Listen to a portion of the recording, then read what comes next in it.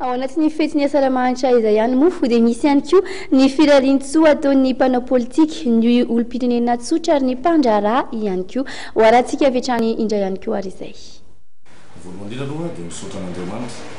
fa nomeny taona vaovao isika ary afaka hanambiny taona lasiny dia mirary soa tokoa ho an'ny vahoaka malagasy mba teny fikitra amin'Andriamanitra ny anay ho aminay mpitandrina dia izay ny tena zava-dehibe mirary soa mifikitra amin'Andriamanitra. Ary raha ny mofonain'androany izay afatra ho an'ny vahoaka malagasy rehetra dia ilay tena nataon'ny tompo tamin'ny vahoaka ny taloha manao hoe aza mahatsiaro ny lasa na misaina ny taloha indro izao efa hanao zava-baovao dia mananteny isika fa handray an-tanana ny firenen'Andriamanitra amin'ity tena katran'ny amin'izao fety tombaovao zao dia miomana faratra izay atao amin'ny gastropizza hita reo gastropizza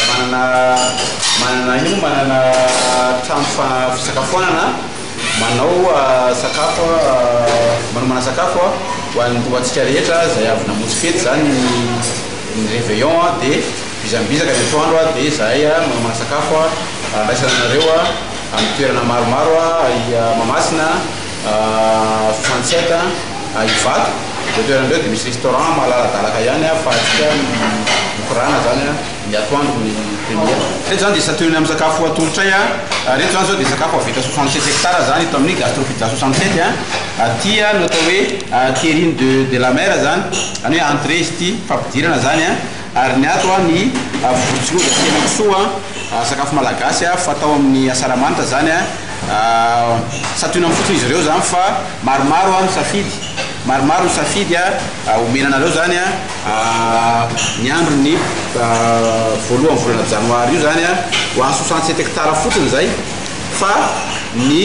gastropizza iny Ivato koa dia mbola manomana zavatra hafa ankoatran'ireo zay azo lazaina fa tsara ihany koa raha oharina amin'ny sakafo fanaonay andavanandro zany. Iny lalana taony tsitsy lalana taony titolo lalana ataony iny mbola ino lalana ho avy ihany dia hiatrika ataona vaovaontsika zao aleo lasa namany lasa fomba taona zinany ity taony mpiadanana taony fakatiavana satria ny fitiavana lehibe indrindra ary taony mpiadanany vahoaka malagasy vaky volo zay ny fiakaritso avy ety amiko. Eny noho ny fatratrarany taom-baovao zao dia mirary soany malagasy vaky volo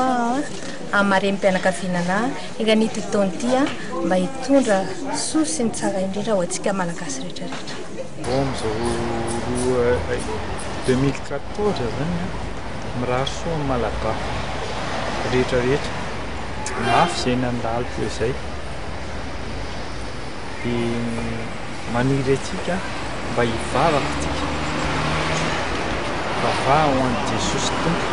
ho antsika indrindra mangata ho an'ny fanahy masina